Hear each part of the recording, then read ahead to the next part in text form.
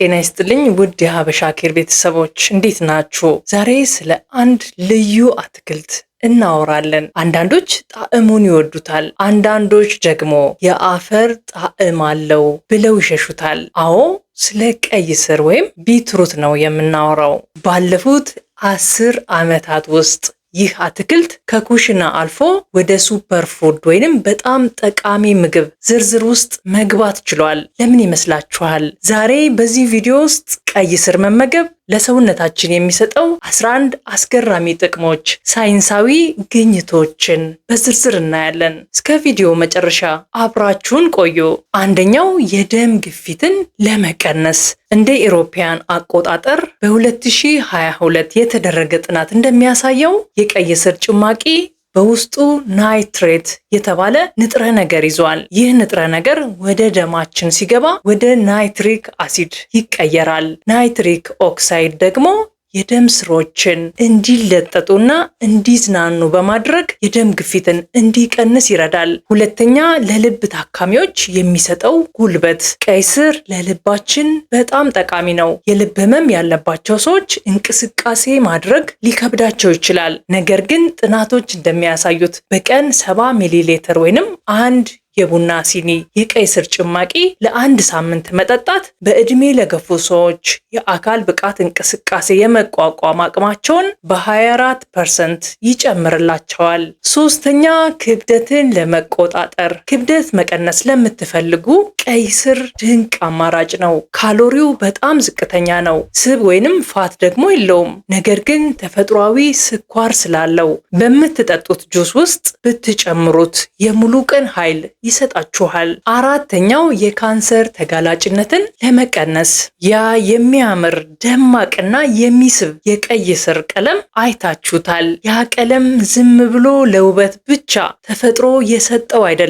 በውስጡ ቤታላይን የተባለ እጅግ ኃይለኛ አንቲኦክሲዳንት ይዟል። በሰውነታችን ውስጥ ፍሪ ራዲካልስ የሚባሉ ያልተረጋጉ ሞለኪውሎች አሉ። እነዚህ ሞለኪውሎች ልክ እንደ ረባሽ በየቦታው እየዞሩ ሴሎቻችንን ያቆስላሉ፣ እብጠት ወይንም ኢንፍላሜሽን ይፈጥራሉ። በመጨረሻም ለካንሰር መንስኤ ሊሆኑ ይችላሉ። ታዲያ ቀይ ስር ለዚህ መፍትሄ ምን ያደርጋል መሰላችሁ? እነዛን ረባሽ ሞለኪውሎች አድኖ ያጠፋቸዋል። በውስጡ ባሉት ፍላቮኖይድስ እና ፖሊፌኖል የተባሉ ውህዶች አማካኝነት የሰውነታችንን ሴሎች ልክ እንደ ብረት ጋሻ ይከላከላል። ጥናቶች እንደሚያመለክቱት እነዚህ ንጥረ ነገሮች በተለይ እብጠትን በመቀነስ ረገድ ከፍተኛ ብቃት ስላላቸው የካንሰር ተጋላጭነትን ዝቅ ለማድረግ ትልቅ ገዛ ያደርጋሉ። ስለዚህ ይህንን መጠጥ መጠጣት ማለት ለሰውነታችሁ በየቀኑ የሚታደስ የመከላከያ ጋሻ እንደ መስጠት ነው።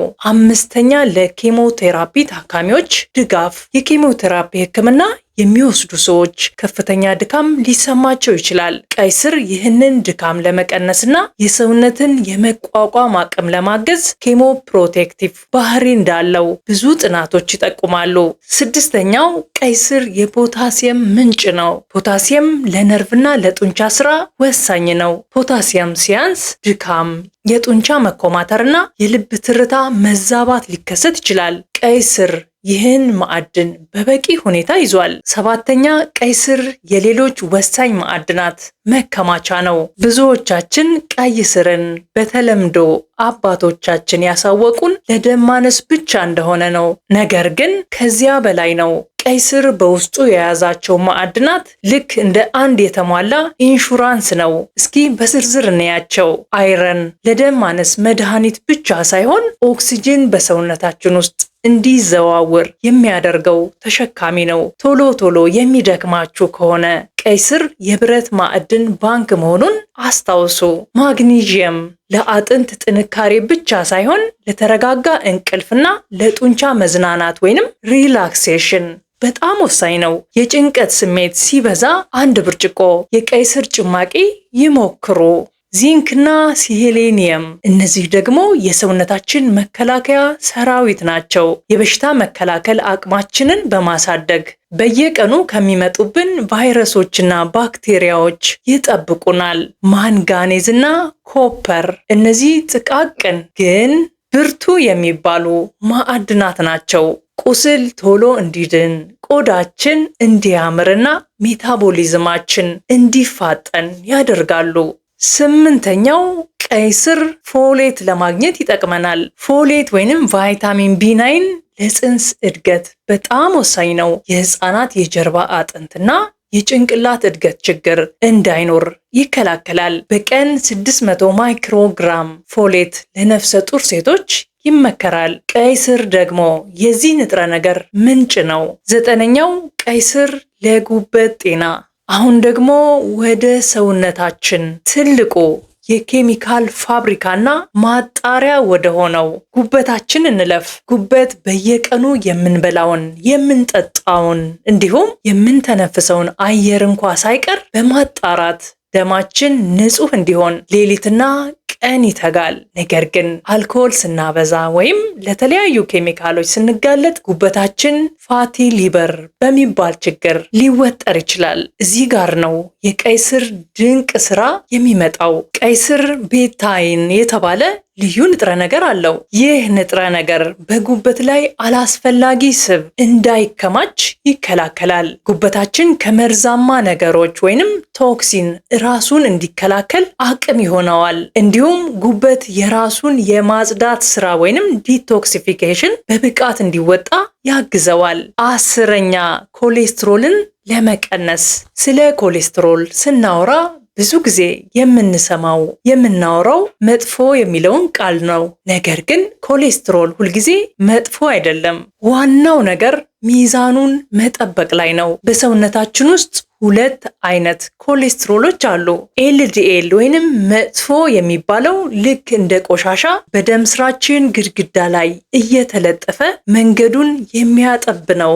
ኤችዲኤል ወይንም ጥሩ የሚባለው ያንን ቆሻሻ ጠርጎ ወደ ጉበት በመውሰድ የሚያስወግድልን ነው። እንደ ኢሮፓያን አቆጣጠር በ2020 የወጣ ጥናት እንደሚያረጋግጠው የቀይ ስር ጭማቂ መጥፎን ኮሌስትሮል ወይንም ኤልዲኤል በመቀነስ እና ጥሩን ኤችዲኤል በማመጣጠን ረገድ ወደር የለውም። ይህ ሊሆን የቻለው በቀይ ስር ውስጥ ባሉት ፋይቶኒውትራንትስ እና ፍላቮኖይድስ የተባሉ ተፈጥሯዊ ኃይሎች አማካኝነት ነው። እነዚህ ንጥረ ነገሮች ልክ እንደ ተፈጥሯዊ መጥረጊያ ሆነው የደም ስራችን ንጹህና ክፍት እንዲሆን ይረዳሉ።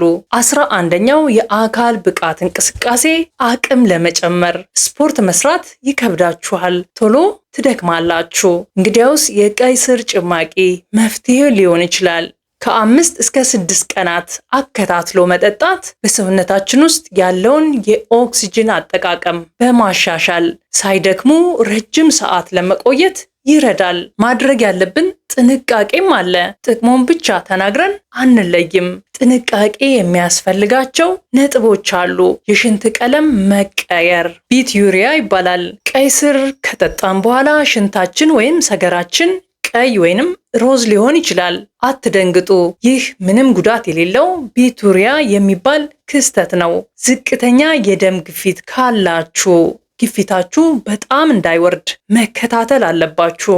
ሌላኛው የኩላሊት ጠጠር። ለኩላሊት ጠጠር ተጋላጭ የሆናችሁ ሰዎች ቀይ ስር ውስጥ ኦክዛሌት ስላለው በጥንቃቄ መጠቀም አለባችሁ። ጥሬውን ይሻላል ወይስ አብስለነው የሚል ጥያቄ ካላችሁ ጭማቂው ጥሬው ሲሆን ንጥረ ነገሮች አይጠፉም። በቀን ምን ያህል ብንጠጣ በቂ ነው የሚል ጥያቄ ካላችሁ በቀን 1 ብርጭቆ ወይንም 250 ኤምኤል በቂ ነው። በአጠቃላይ ቀይ ስር ተፈጥሮ የሰጠችን ድንቅ ፋርማሲ ነው። ለልብ፣ ለጉበት፣ ለጡንቻና ለጠቅላላ ጤናችን ያለው ፋይዳ ወደር የለውም። ከዛሬ ጀምሮ በሳምንት ጥቂት ቀናት በምግባችሁ ወይም በጭማቂ መልክ ብታካትቱት ለውጡን በራሳችሁ ታዩታላችሁ። ይህ ቪዲዮ ጠቃሚ ሆኖ ካገኛችሁት ላይክ ማድረጋችሁን አትርሱ።